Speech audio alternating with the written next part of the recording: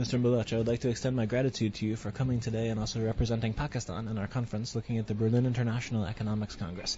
It's an honor to have you here, and I'm very happy to have also Pakistan here as a great example, I think, of nation branding and also tourism is really a potential for building bridges with Pakistan and the rest of the world. We'd like to just ask you a few questions since you're here about actually cultural diplomacy, nation branding, and also the impact that tourism can have. So my first question to you is, as we look at, let's say, the international relations of Pakistan as a whole, what role do you think culture has in strengthening relationships between Pakistan and other countries? Thank you very much for inviting, and I believe such opportunities are very useful for a country like Pakistan, where we can brand ourselves in a correct manner. You see, Pakistan is a melting pot of cultures. So we have influence from Central Asia, we have influence from India, we have influence from Arab, and it's a home of many languages, it's a home of many cultures. So we have cultural linkages with a major part of the world. So culture is very important to us and how we connect to other parts of the world.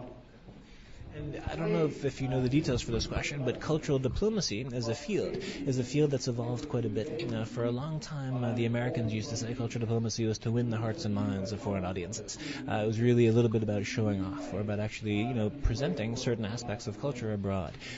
Today, Confucius Institute from China is actually the fastest growing cultural diplomacy institution in the world. There are now 380 Confucius Institutes.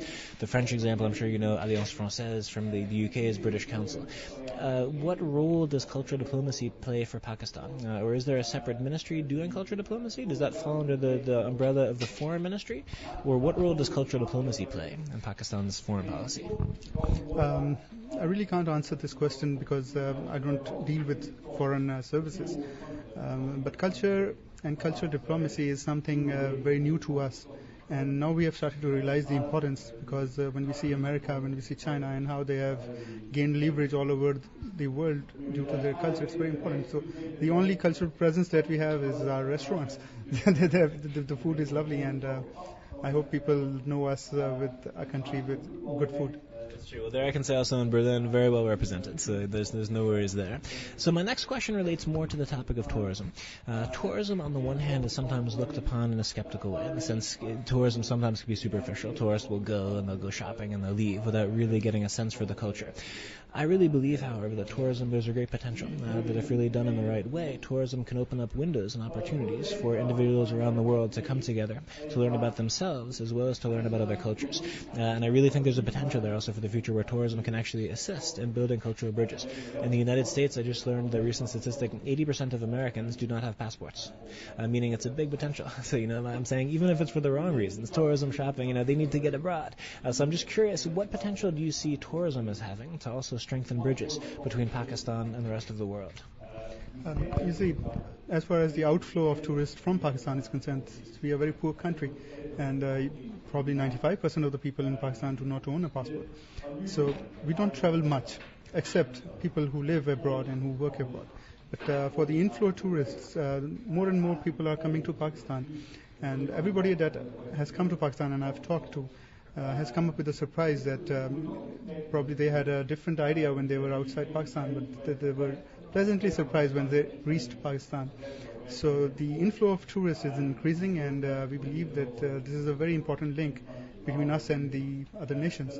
But the tourism in Pakistan, we believe, has to be sustainable, and that exactly was my topic of talk today. That we want the tourists to respect our culture, to respect our values, and to go with the flow. So it has to be sustainable in Pakistan. My final question before I turn it to my colleagues, in case they also have a question, is related to nation branding. And this is, again, one of the topics you dealt with in your talk. But what is the strategy of Pakistan in terms of attracting tourists? Is there a national brand for Pakistan? As we know, Pakistan is a very diverse country with so many different groups and cultures and communities. Is it possible to have a nation brand for Pakistan? Or what are your thoughts there in terms of the nation brand of Pakistan, quote unquote? Branding is our biggest issue right now because of the negative publicity that Pakistan has to face all over the world. Pakistan is changing strategy for branding. Now we're not presenting ourselves as just Pakistan. We are presenting regions. And the Federal Ministry of Tourism is going to be dissolved in another 2 weeks' time. So the tourism would be a local subject, and all the regions, the provinces, they would project themselves. I come from the northern part of Pakistan, which is the Gilgit Baltistan region, and we project ourselves as a jewel of Pakistan. Wonderful place, lots of opportunities for adventure tourists. So it's different province, different regions branding themselves. I'll turn over to my colleague in case you'd like to also ask a question. Yes, I do have just one more question. You spoke upstairs and just now about sustainability. And with regard to sustainable tourism, we've spoken a bit the last few days about green technologies, ecotourism. What role can some of the wealthier countries, perhaps in Europe or the U.S. or others in the region, play in terms of helping with knowledge sharing and technology transfer to Pakistan, so that infrastructures, whether built on tourism or other sectors, how they can be built up properly? Yeah, the foremost problem is the recent devastations that Pakistan had to face because of the war on terrorism, because of the floods that we face. So we request and we expect from fellow countries to help us rebuild, help us build back better. And when we build back better, we build back in a way that it attracts tourism as well. And we want our friendly countries to project us as a friendly nation. And we want our friendly countries to tell their citizens that Pakistan is a safe place to come. Before they invest in infrastructure, I suggest that they invest in their travel advisories and they improve it based on the local conditions. Maybe as a final question, I'll make reference to the lecture topic of one of the lectures earlier today. He was making reference to the clash of civilizations, quote unquote. As we know, this is a myth, so to speak, that Samuel Huntington initially began in 1993 with his article, then with the book. I wanted to ask you what you think of this word civilizations. On the one hand, of course, there were these mega generalizations of Huntington, where he talked about Islamic civilization, Western civilization, etc. On the other hand, the United Nations has this new initiative, the Alliance of Civilizations, where they're trying to see that as a way of bridging groups of individuals together. So looking at both of those examples, let's say clash of civilizations, alliance of civilizations, do you find the word civilization useful, or how do you see this word civilization fitting into the international discourse? Well, I'm no politician, so I can't actually comment on the clash of civilizations, but as I told you earlier, that we are a melting pot of different civilizations, and we are a civilization which is thousands of centuries old.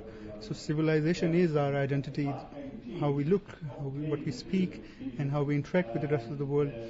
Before Pakistan was born, before there were Muslims, there were Hindus, there were other nations as well, there were other religions as well. So we believe in cultural diversity, we believe in our cultural identity, and we believe that culture is a levering tool to take us at par with other nations of the world.